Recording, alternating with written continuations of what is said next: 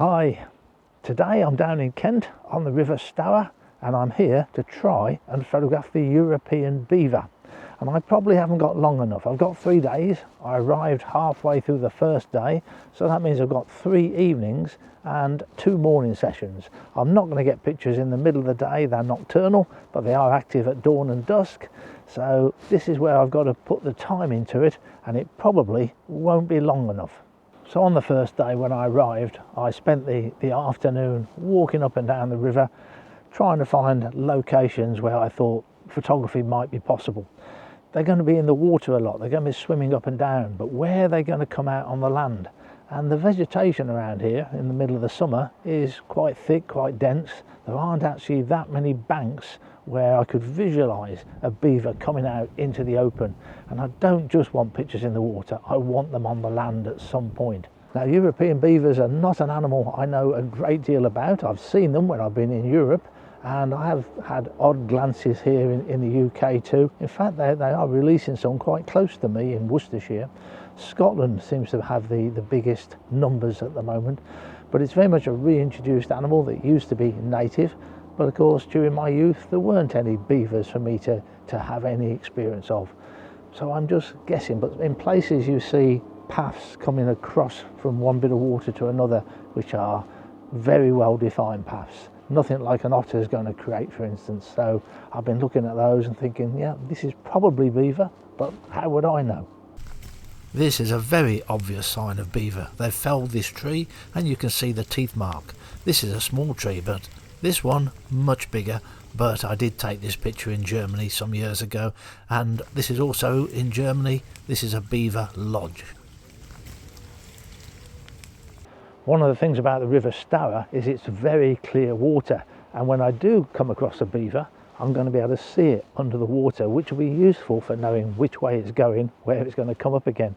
Unfortunately, it was clear when I first got here, but we've had a reasonable amount of rain each day, and then very quickly it clouds up. You can't see under the water, not all of the time anyway. And right in front of me, I've got a spider making its web, and it's been fascinating to watch it. I'm trying to film it, but not with a great deal of success, I don't think. This is the 150 to 400mm OM lens with the OM1 Mark II. I've tried it on autofocus, and you can see it's struggling because the web is blowing in the wind backwards and forwards. It's a bit breezy. So then I've been trying to do it manually focused as well. It's not really possible, but we'll have to see how the footage comes out, but it's lovely to watch it. Now, with a lack of EXIF data being available on video film, I can't tell you if this is manually focused or autofocused.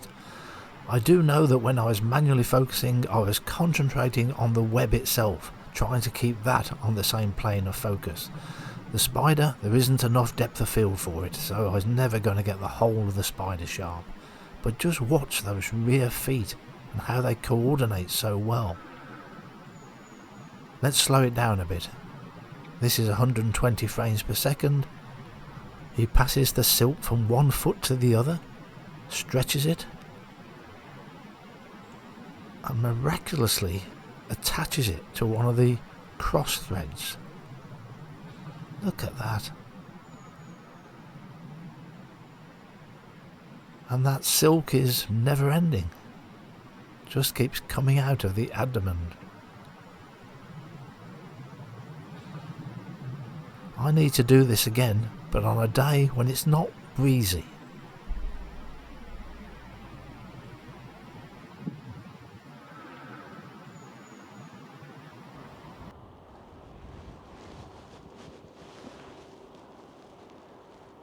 We now have a grey heron. It's just coming out of a channel that I didn't know was there. There's obviously a channel in the reeds, and he's just stepped out right in front of me. They're fairly used to people here. There's canoeists going up and down, people walking up and down the bank. So they're not the most nervous of grey herons, and I'm hoping it's the same with beavers. I did see a beaver on my first evening, but not for very long. They come to the surface, then they dive again. The first morning session, I had a cormorant come and catch a very large fish. I didn't see any beavers, but this was worth getting up for. I've come across cormorants before where they have a fish far too big to be able to swallow, and this was on the limit, I would think. Unfortunately, it went behind the reeds. I was in autofocus, so it lost the focus, and then unlike stills photography, it takes a while to recover. You can see the neck is still stretched.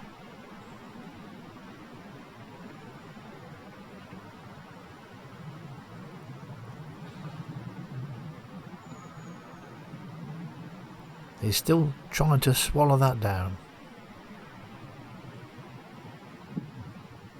That will probably help. Then it came to the shallows and had a wing stretch. They do say these days that when you see a cormorant drying its wings, that is also to aid the digestion by having the wings stretched. How we know that, I don't know. Other things to watch: moorhens.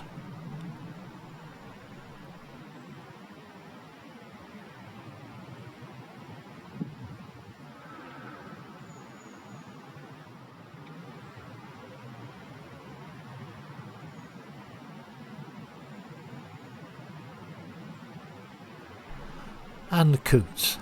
The 2 morning sessions didn't produce any beavers at all, but I did see them on all 3 evening sessions.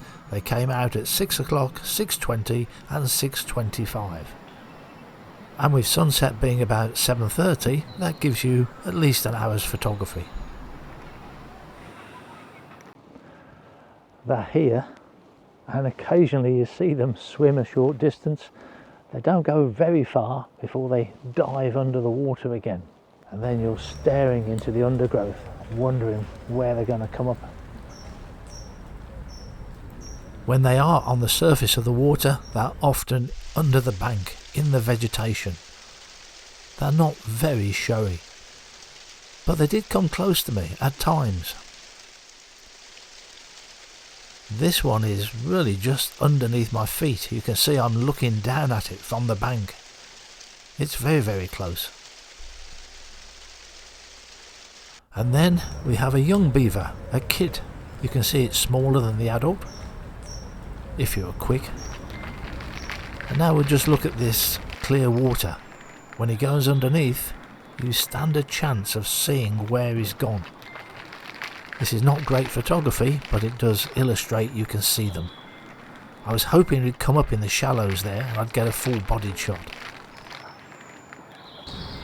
Now when I'm following a beaver like this, I'm panning the camera, I let go of the tripod handle and I use the bungee cord that I've got attached to it, and I pull and pan like that. It avoids getting any vibration from my hand affecting the picture. This is the last day now. It's raining. It's a bit miserable. It's been raining all afternoon. I've been tempted to go home and give up, but I haven't. I've stuck it out. I'm going to sit here in the rain and just hope for this last chance to get a beaver out of the water.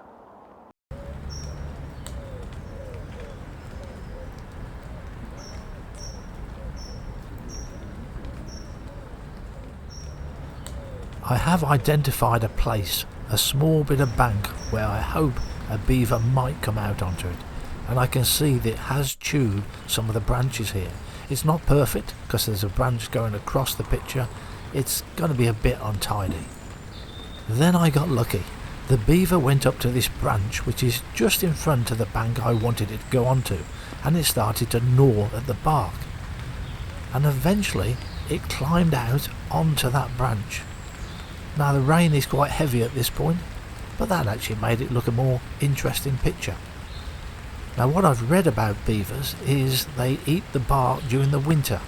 Well, that's clearly not true because this is early September and they seem to really like the bark. And that's the young kid coming around the parent. Now this is in the last drop of light. It's very dull at this point. I think the ISO reached 4000, and that's with quite a slow shutter speed when you're shooting video like this.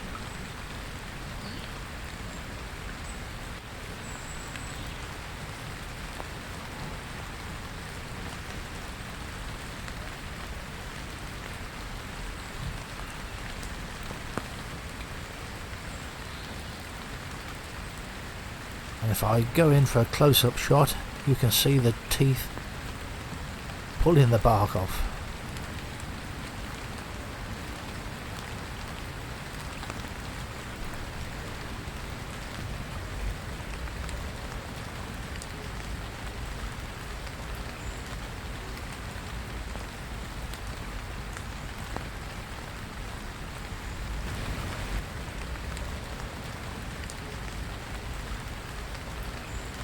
It's 7:10 now.